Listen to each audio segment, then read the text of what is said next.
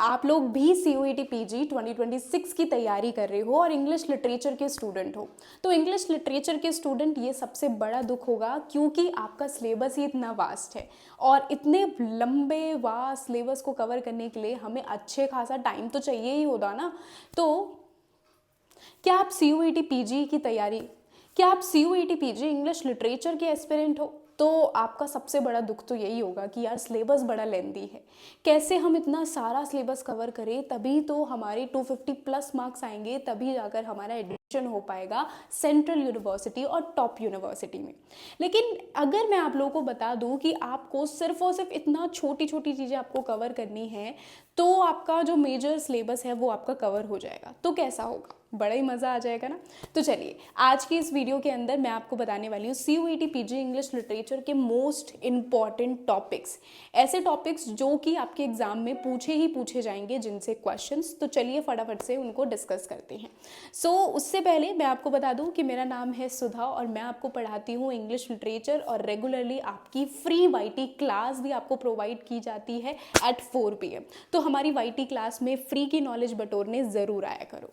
चलिए सबसे पहले तो मैंने आप लोगों को ना यहाँ पर इजी करने के लिए कुछ कुछ पोर्शंस में मैंने इस तरीके से चार्ट बना दिया है। ब्रिटिश लिटरेचर, आपको पता है सिलेबस इतना ज़्यादा वास्ट है, लेकिन इतने वास्ट सिलेबस को हमने 3 सेक्शंस में डिवाइड किया है। सबसे पहले ड्रामा में आपको क्या याद रखना है, विलियम शेक्सपियर के सारी समरी सारे वर्क्स पढ़ने की ज़रूरत नहीं है, सिर्फ और सिर्फ इनकी 4 ट्रेजेडी और 2-3 कॉमेडी हैं जो इंपॉर्टेंट है वो आपको कवर करना है। सॉनेट्स इंपॉर्टेंट है, सॉनेट से क्वेश्चन पूछे जाते हैं। इसके अलावा मार्लो आ जाते हैं, साथ में आपको यूनिवर्सिटी विट्स के कौन कौन से ड्रामेटिस्ट हैं वो आपको याद रखना है। उसमें से Christopher Marlowe is the only one जिनको आपको अच्छे से, यानी डॉक्टर फॉस्टर उनका वर्क है वो आपको पढ़ने की जरूरत है। बेन जॉनसन से प्रीवियसली क्वेश्चंस पूछे गए हैं, तो बेन जॉनसन, तो ये ड्रामेटिस्ट हैं जिनको आपको याद रखना है ब्रिटिश लिटरेचर में, जिनको पढ़ना है। देन पोइट्री वाले सेक्शन की बात करें तो पोइट्री में हमारा Anglo normal, Anglo section period आपको पढ़ने की जरूरत नहीं, कैंटरबरी टेल्स डायरेक्टली पढ़ना। उसके बाद हमारी क्या आते हैं, TS इलियट से बहुत सारे क्वेश्चन प्रीवियसली भी पूछे गए हैं और पूछे भी जाएंगे, तो TS इलियट को कवर कर लेना। उसके बाद हमारा क्या आ जाता है, उसके बाद हमारे पोइट्री के जो ग्रुप्स हैं, पोइट ग्रुप्स हैं, पोइट्री से हमारे बहुत सारे ग्रुप एसोसिएटेड हैं, तो वो आपको याद रखना है, जैसे कि मेटाफिजिकल पोइट्स हो गए, कैवेलियर पोइट्स हो गए, वॉर पोइट्स हो गए मॉडर्न टाइम पर, और भी कई सारे पोइट्स हैं जैसे कि इमेजिज्म, वॉर। तो इन सारे पोइट में कौन कौन से ग्रुप्स हैं ये आपको याद रखना है, उन ग्रुप से कौन कौन एसोसिएटेड है, दैट्स इट, इतना याद रखने की जरूरत है।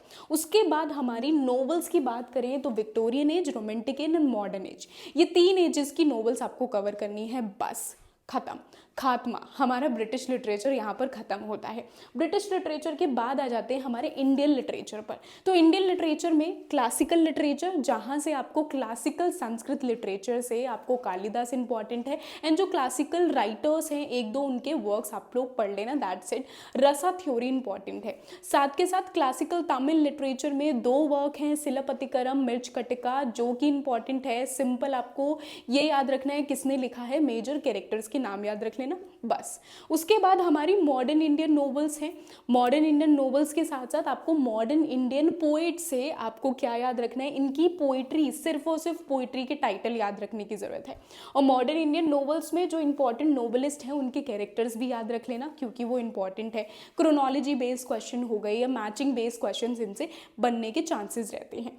नेक्स्ट आते हैं लिटरेरी क्रिटिसिज्म एंड थ्योरी। ये एक ऐसा पोर्शन है जो कि आपको देखने के लिए मिलेगा कि यहाँ से आपके क्वेश्चंस पिछली बार नहीं पूछे गए थे, लेकिन इट डजंट मीन कि आपके अपकमिंग एग्जाम में नहीं पूछे जाएंगे। तो आपको इंपॉर्टेंट थ्योरीज, उनका मतलब क्या है, जैसे कि स्ट्रक्चरलिज्म क्या है, डीकंस्ट्रक्शन, मार्क्सिज्म किसने शुरू किया था, मतलब क्या है मार्क्सिज्म का, ये सारी बेसिकली आपको मीनिंग पता होनी चाहिए। उसके बाद जो मेजर वर्क्स हैं वो पढ़ लेना, एंड कुछ जो टर्म्स हैं जो किसने क्वाइन की है उनके बारे में जान लेना, दैट्स इट। इसके बाद आप लोगों को क्या कवर करना है, इसके बाद ये कुछ चीज़ें हैं जो कि आपको कवर करनी है। कितने सभी अवॉर्डीज, नोबेल प्राइज किनको मिला था, इंपॉर्टेंट है, याद रख लेना। नोबेल के साथ साथ बुकर, इंपॉर्टेंट है। साहित्य से भी क्वेश्चन पूछ लिए जाते हैं, ये अवॉर्डीज आपको इंपॉर्टेंट है, वो याद रख लेना। फिगर ऑफ स्पीच से आपके हर बार क्वेश्चंस बनते हैं, इसके साथ डिवाइसेस से क्वेश्चंस बनते हैं, जैसे कि ब्लैंक वर्स है, सोनेट है, हीरोइक कपलेट किसे बोला जाता है। तो इन सबसे matching based, statement based questions बनते हैं। फ्री के मार्क्स आप यहाँ से ले सकते हो, तो इस पोर्शन को तो बिल्कुल भी नहीं छोड़ना है।